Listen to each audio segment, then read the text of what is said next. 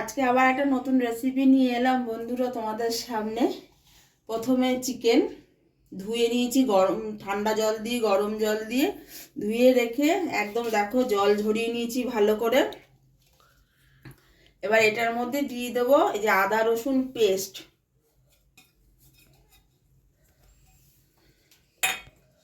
আর দেবো দই। দইয়ের পরিমাণটা একটু বেশি দেবো কারণ 750 মাংস আছে।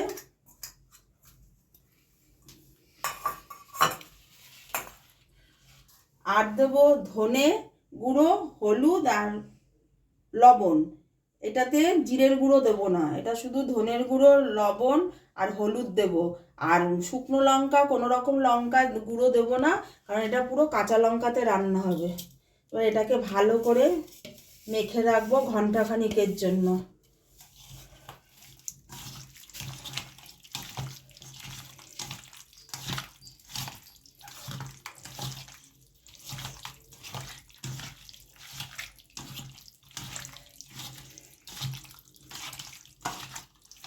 ও আরেকটা কথা, এর মধ্যে তেলও দেবো না, তেলটা একেবারে কড়াইতেই দেবো।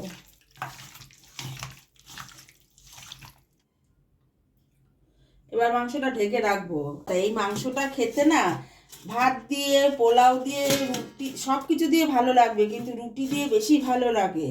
আর ভালো লাগে বলে আমার ছেলে মেয়ের বায়না এখন রুটি করতে হবে। এটা ঢেকে রেখে রুটিটা ভেজে নিই। রাত্রি 10টা বাজে। গ্যাসটা ধরিয়ে নিলাম। এবারে সর্ষের তেল দেবো। এই রান্নাটা পুরো সর্ষের তেলের উপরেই হবে।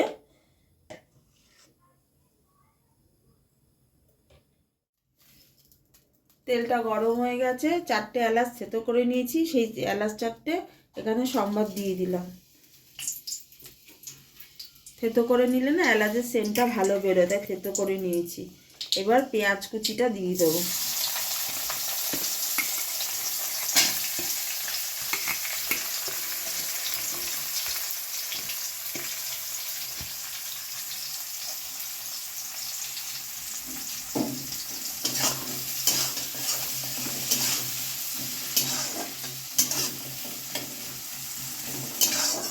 মাংসতে লবণ দিয়ে মাখাই আছে, তাও অল্প আর একটু লবণ পেঁয়াজ ভাজাতে দিয়ে দেবো। পেঁয়াজটা আবার লবণ দিয়ে দিয়েছি, পেঁয়াজটা একটু নাড়াচাড়া করে ভেজে নিই। একটু লাল লাল হলে তারপরে মাংসটা দিয়ে দেবো। পেঁয়াজটা লাল লাল হয়ে গেছে, বেশি কড়া করে ভাজবো না, লাল লাল হয়ে এসেছে। এবারে মাংসটা তুলে কড়াইতে দিয়ে দেবো।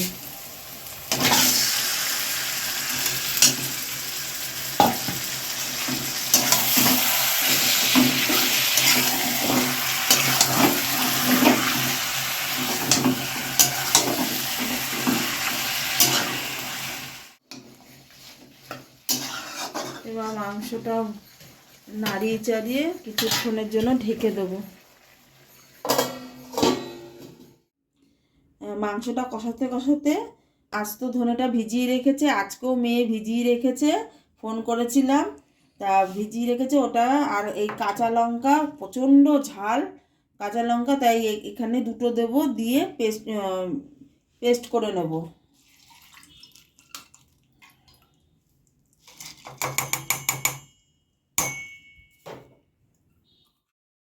এবারে কাঁচা লঙ্কা 2টো দিয়ে দেবো। আজকে আমার মেয়ে অনেক কাজ করেছে, পেঁয়াজ কুচিয়ে রেখেছে, আটা মেখে রেখেছিল, আবার এই ধনে ভিজিয়ে রেখেছে। এটুকু করলেই যথেষ্ট। আমি এসে ঝটপট করে রান্নাটা বসিয়ে, মশলাটা মিক্সড হয়ে গেছে। এবারে এটাকে ছেঁকে নেব। জলের পরিমাণটা বেশি দিয়েছি কারণ এই জলটা দিয়েই মাংসটা রান্না হবে।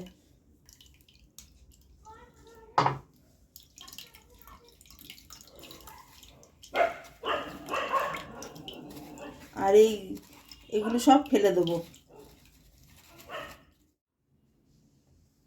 আস্ত ধনে আর কাঁচা লঙ্কার পেস্ট করে এই জলটা করে নিলাম।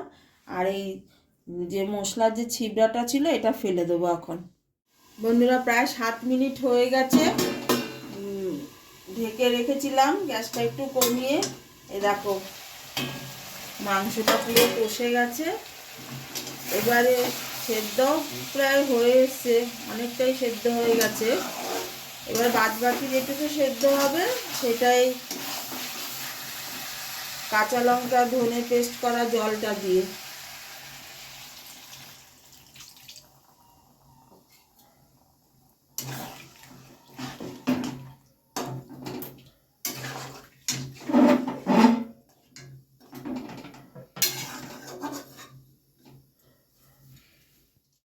আর মাংসটা ঢাকবো না, এবার কিছুক্ষণ টকবক করে ফুটলেই ওই ধনেপাতা পেস্টটা দেব, দিয়ে নামিয়ে ফেলবো।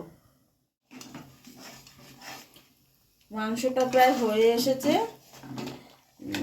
আর একটু হলেই নামিয়ে ফেলবো। তার আগে তোমাদের একটা কথা বলি বন্ধুরা, আমি যেসব রান্নার ভিডিও সব পোস্ট করি আমার ইউটিউব চ্যানেলে এবং ফেসবুকে, আমি প্রত্যেকটা রান্না ঘরে আগে করে খাই, নিজেরা খেয়ে যদি ভালো লাগে তাহলে আমি সেটাকে পোস্ট করি। চিকেনটা আমার এক গেস্ট এসেছিল আচমকা, এসে ও খেয়ে এত প্রশংসা করেছে আর এবং ওর বন্ধু বান্ধবদের বলেছে, তা আমাকে বারবার করে রিকোয়েস্ট করেছে যে তুমি শিগগিরই এই চিকেনটা আবার বানাও, বানিয়ে আমাকে লিঙ্কটা পাঠাও, আমি সবাইকে পাঠাবো, কারণ সবাই এটা রেসিপিটা জানতে চেয়েছে, ও নিজে বলেনি রেসিপিটা। তাই তোমরাও সবাই ভালো করে রেসিপিটা দেখো এবং ঘরে বানিয়ে খেয়ে আমাকে কমেন্ট করো, লাইক শেয়ার এগুলো করো। আর যারা নতুন বন্ধু বান্ধব কাকা কাকিমা জেঠিমা ভাই বোন দাদা দিদি আছো, সবাই আমার চ্যানেলটাকে সাবস্ক্রাইব করো এবং পেজটাকে ফলো করে দিও। মাংসটা হয়ে এসেছে, এবার এই ধনেপাতা পরিমাণটা বেশিই দিতে হবে। ধনেপাতাটা মিক্সি বলে দিয়ে দিলাম, আর দুটো কাঁচা লঙ্কা দেবো, আর তার সাথে একটু সরষের তেল দিয়ে এটাকে একটু মিক্স করে দিয়ে দেবো।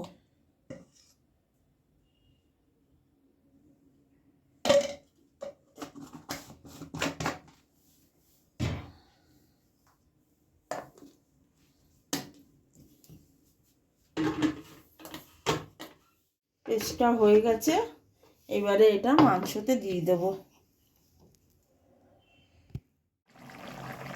চিকেনটা হয়ে গেছে, এবার এই ধনেপাতা পেস্ট, কাঁচা লঙ্কা ধনেপাতা আর সরষের তেল পেস্ট করা এটা দিয়ে দেবো, দিয়ে 5 মিনিটের মতন একটু ফোটাবো, ফুটিয়ে নামাবো। আর একটা কথা, যদি কেউ চিনি খাও সে অনেকে আছে মাংসে চিনি খাও, তোমরা চিনি দিতে পারো সামান্য পরিমাণে। আমি চিনি দেইনি, কারণ চিনি দিলে মাংসটা মিষ্টি মিষ্টি লাগে, তাই আমি চিনি দেইনি। রেডি হয়ে গেছে ধনিয়া চিকেন, এবারে গ্যাসটা অফ করে ঢেলে নেব। তৈরি হয়ে গেল ধনিয়া চিকেন। তোমরা দেখো রেসিপিটা, দেখে লাইক শেয়ার কমেন্ট করো।